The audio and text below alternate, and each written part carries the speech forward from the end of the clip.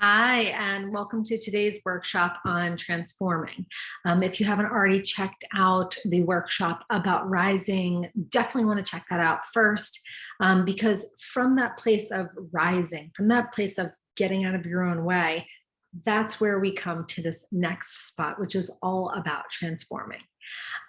Transformation, I think the transformation truly isn't for the faint of heart.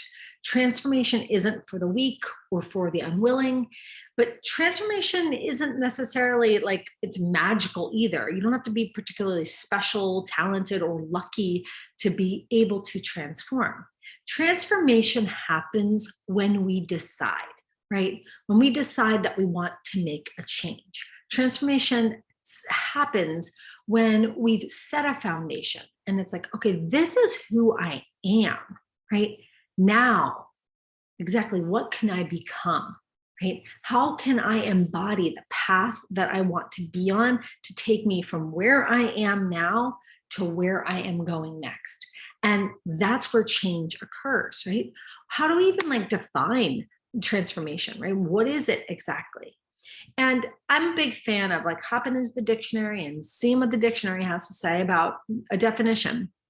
But more or less, it has everything to do with what it means to you, right? So if you were to just, as you're taking notes right now, if you were to just jot down a couple of notes around transformation, right? And just write, like, what does transformation mean to me? What are the ways in which, I love that rearview mirror perspective, but what are the ways in which in the past I have made a transformation or I have made a change? Especially get out your like magnifying glass and really examine your path in the past. You can make a timeline. And again, you can go all the way back to zero, birth to where you are right now, and take a look along that timeline.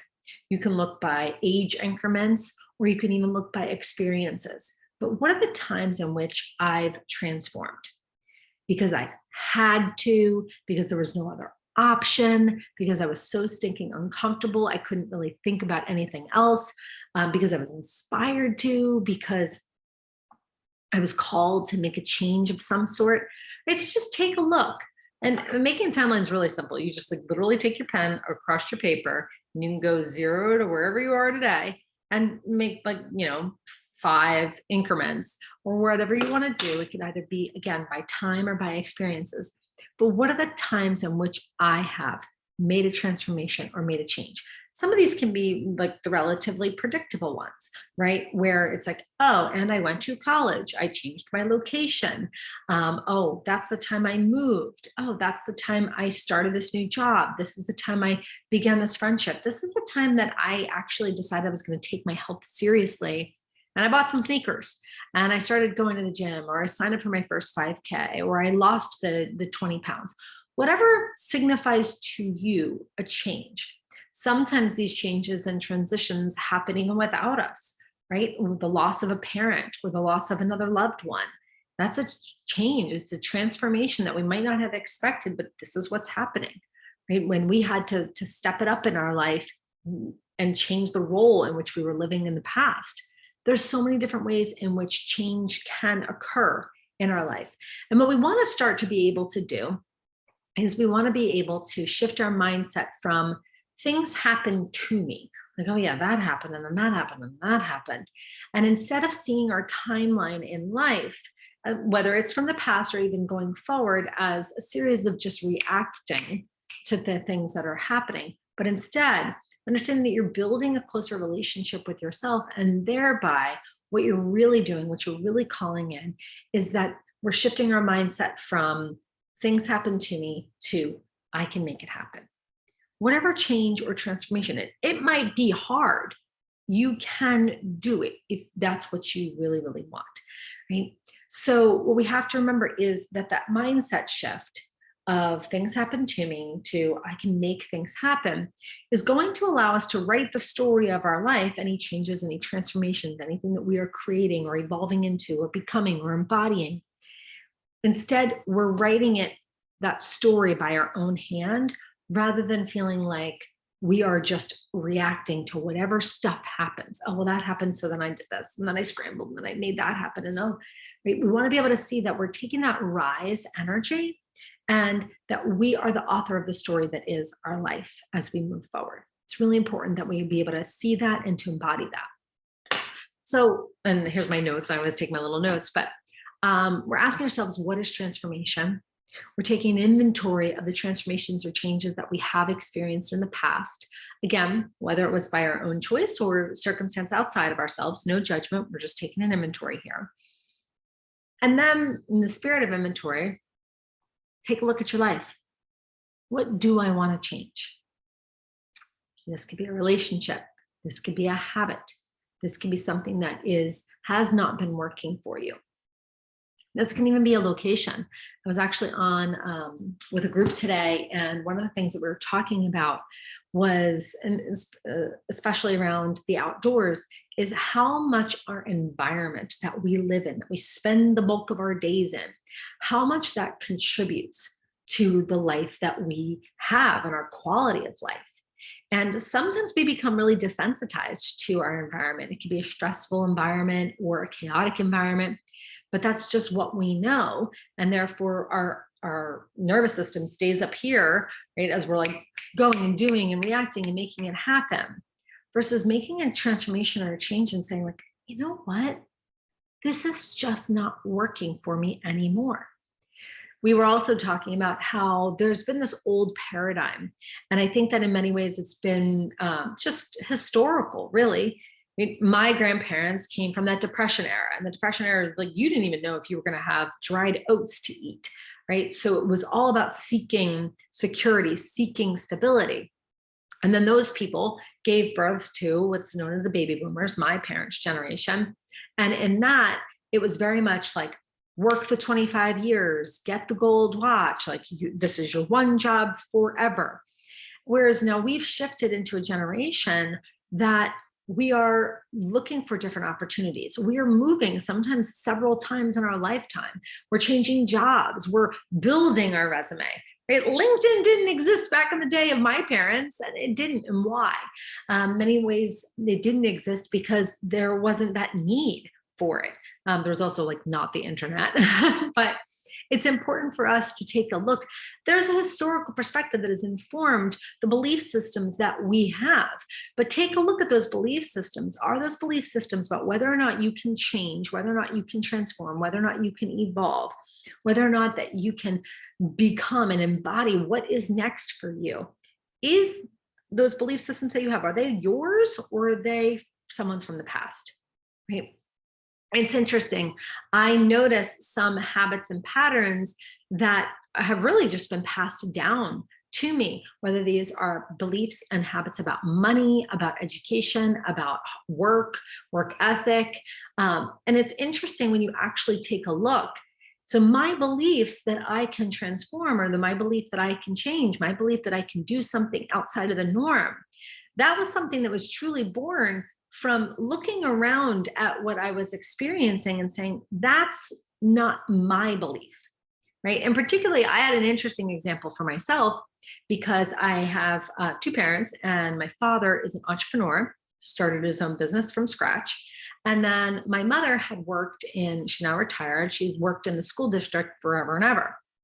And that was the thing that she valued, right? The stability of that. And while she like climbed up to an administrative level, and that was also a lesson of like, okay, that's potential. You can do that. You can climb. It was, this is secure. You get a paycheck on the 15th and the 30th. And like, this is what you're going to do.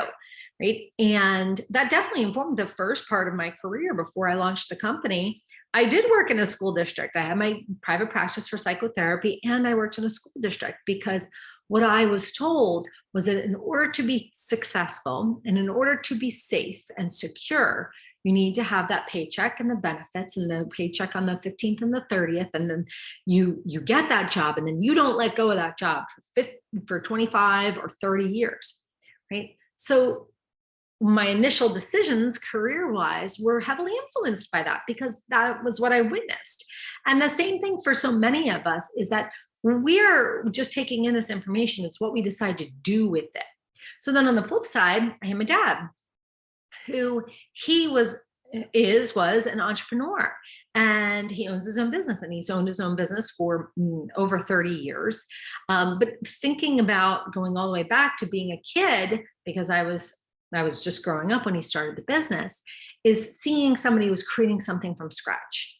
And that also was a permission slip of sorts and a belief system that you can create what you want from scratch. And yeah, it's going to take a lot of hard work, but you can do it, right? So some of these messages were good and they were helpful at the time in which I used them. And that's an important emphasis when it comes to transformation, is that our belief systems might be what takes us here, but it might not be what takes us up here. And therefore, what we have to identify is that I am ready for a shift. I need to take stock of the story that I've been telling myself and the belief systems that have contributed to where I'm at right now, and see what is it that I want as I move forward, and what's it going to take for me to get there. Right? That's what transformation is all about.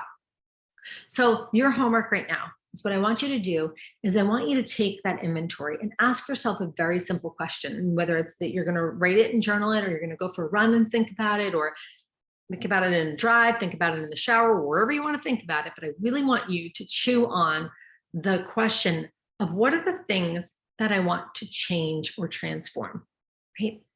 They can be anything from simple, like, I want to change and transform my wardrobe, or I want to change and transform my location. I want to change and transform my relationship. I want to change and transform my reaction to others. I want to change this job. I want to change this role or responsibility. I want to change this feeling of doom and gloom that I feel when I'm going to spend time with my family of origin, whatever it is, right? Just take an inventory. What are the things that I want to change? And do it with no judgment. And that's going to be the hardest part of this exercise, because many times when we're talking about things or taking an inventory, we want to judge ourselves: good, bad, pass, fail. Get out of that paradigm and just take an inventory, take stock, and then ask yourself, how do I want to transform?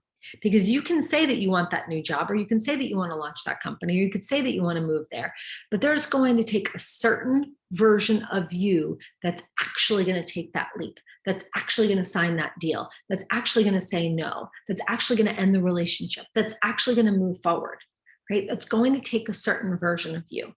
So ask yourself that question, right? Who do I want to be as I am transforming? You're going to be met with hard things. You're going to be met with anger, despair, hardship, frustration, joy, bliss, and complete euphoria. You're going to be met by a spectrum of emotions. Just because you're changing doesn't mean that this is going to be the easy road. In many ways, those paths that are not well worn, they're harder. And they still might be your path. They still might be completely worth it. And there are a lot of things that we can learn along the way. And there's a lot of our old beliefs that we can put down. So define transformation for yourself. What's your working definition of it? Okay, take that inventory of, where are things at right now? What do I want to make change on? What do I want to transform? And then say to yourself, who do I have to be to have the life I want? Right? What's that transformation or change that I have to do in order to have the life that I want? And then in our next workshop, we're going to talk about taking action on making it all happen. But action doesn't come before identity. Action doesn't come before relationship to ourselves. Action doesn't actually come before putting down the crap that's not working for you. Right? Action doesn't come before changing our belief systems. So get to work. You've set that solid foundation with Rise. You're ready to transform. And I will see you guys next in Taking Action.